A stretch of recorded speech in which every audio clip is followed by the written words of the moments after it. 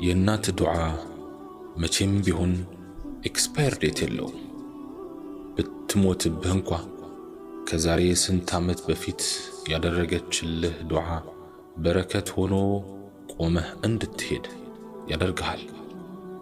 ትንሽ አድርገህላት ብዙ የምትመርቅህ እናት ብቻ ናት። ጠቅላዩስ ቢሆኑ በእናቴ ምርቃት ነው እዚህ የደረስኩት ብለውን የለ። እናትህ ስትመርቅህ አትቆም፣ አትሳቅ፣ አትናቅ፣ አታላግጥ።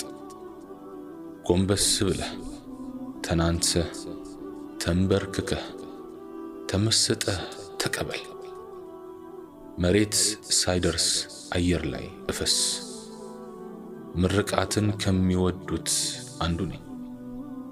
እብድ ራሱ ሲመርቀኝ ቶሎ አሜን እላለሁ።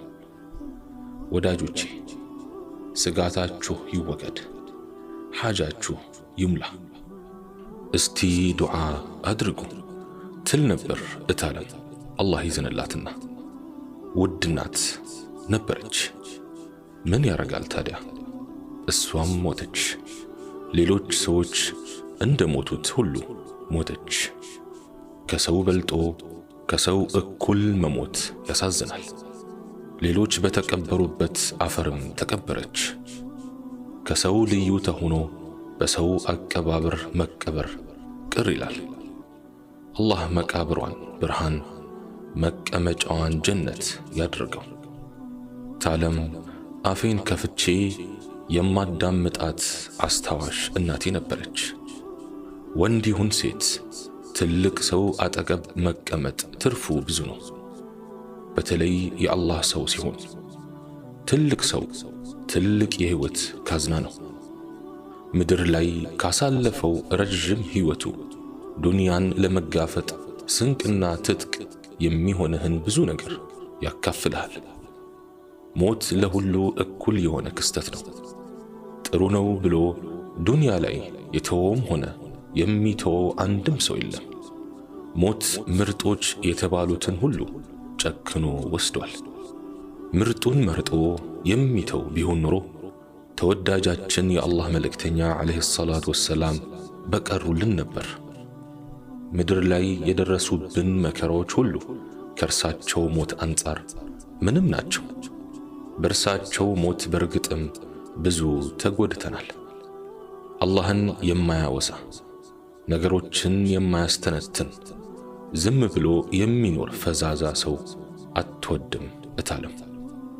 እዲያ የማይረባ ትለዋለች። የዱዓ ሰው ናት ይላታል የሰፈሩ ሰው ሁላ። መጥፎ ሰው ስታይ፣ መጥፎ ነገር ስታይ፣ መጥፎ አስተሳሰብ ስታይ፣ መጥፎ መሪ ስታይ፣ መጥፎ ባለስልጣን ስታይ፣ መጥፎ ትውልድ ስታይ፣ መጥፎ ህልም ስታይ፣ መጥፎ ሁኔታ ስታይ ሌላ ምንም ነገር አትናገርም። እስቲ ዱዓ አድርጉ ትላለች ተጨንቃ ተጠባ። ይኸው ብቻ ነው ጥያቄዋ።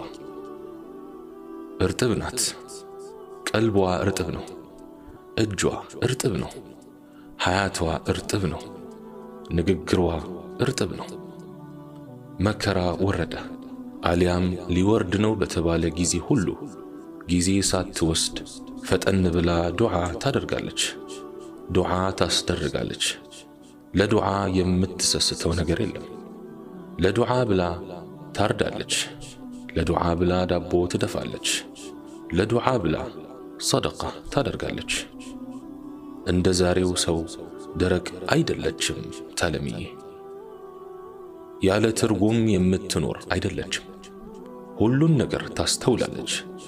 በጥልቀት አርቃ ታያለች። ሁሉን ሚስጥር ለማንበብና ለመፍታት ትጥራለች። ለመተንተን ትታገላለች። ነገሮችን አናንቃ የተለየ ትርጉም ሳትሰጠው የምታልፍ አይደለችም። በሐሳብም በተግባርም ሁሌም ከአላህ ጋር ናት። ለአላህ አብዝታ ያደረች ናት። ሁለመናዋ ከፈጣሪዋ ጋር የተሳሰረ በመሆኑ በሁሉ ነገር ውስጥ የአላህን ሥራ በጥልቀት ታያለች። በውስጥ ልቦናዋ ትመለከታለች። ጥሩ ነገሮች የተለወጡ እንደሆነ፣ ንጹህ የነበረው አየር ከደፈረሰ፣ ኑሮ ከተወደደ፣ ዝምድና ከተቆረጠ፣ መልካም ሁኔታዎች የተቀያየሩ ጊዜ፣ ክረምቱ ሲደርቅ፣ በጋው ሲዘንብ፣ ብርዱ ሲከፋ፣ ሐሩሩ ሲከብድ፣ ሰላሙ ሲጠፋ፣ ጥላቻው ሲንሰራፋ የሆነ ነገር እንዳለ ትጠራጥራለች። በጉዳዩ ውስጥ የሰማዩ ባለቤት እጅ እንዳለበት ታስባለች። እረ ዱዓ አድርጉ ብላ ታሳስባለች። በሰው ልጅ ላይ የሚዘንቡ የምድር ላይ መከራዎች ሁሉ የሰው ልጅ የክፋት ውጤቶች እንደሆኑ ታምናለች። እንደው ምን ታረገን ይሆን ጌታዬዋ ትላለች። ብቻዋን ታወራለች፣ ብቻዋን ትማጸናለች።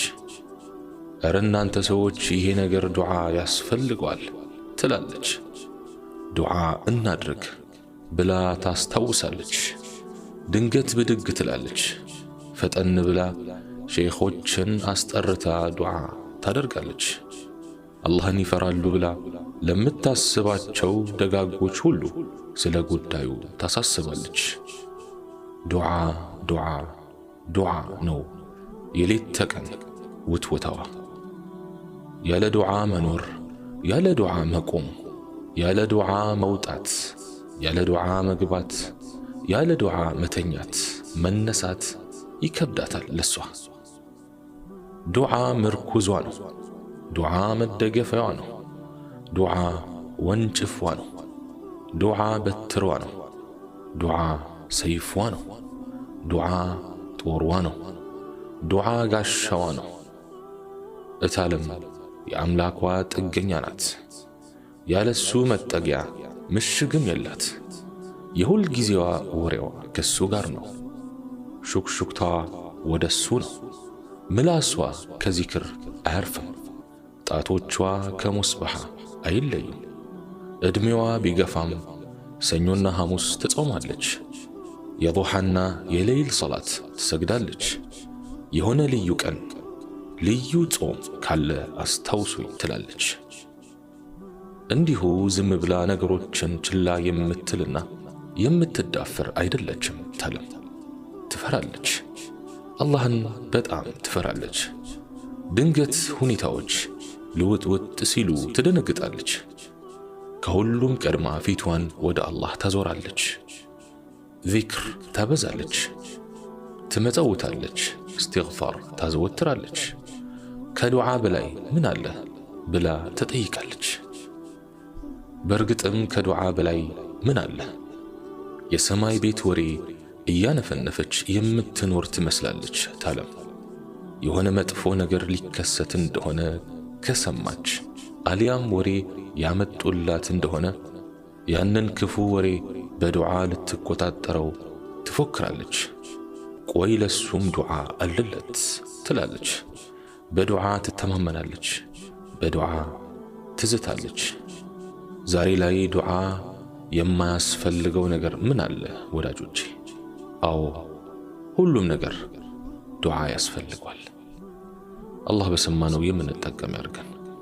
سبحانك اللهم وبحمدك أشهد أن لا إله إلا أنت أستغفرك وأتوب إليك وآخر دعوانا أن الحمد لله رب العالمين والسلام عليكم ورحمة الله تعالى وبركاته.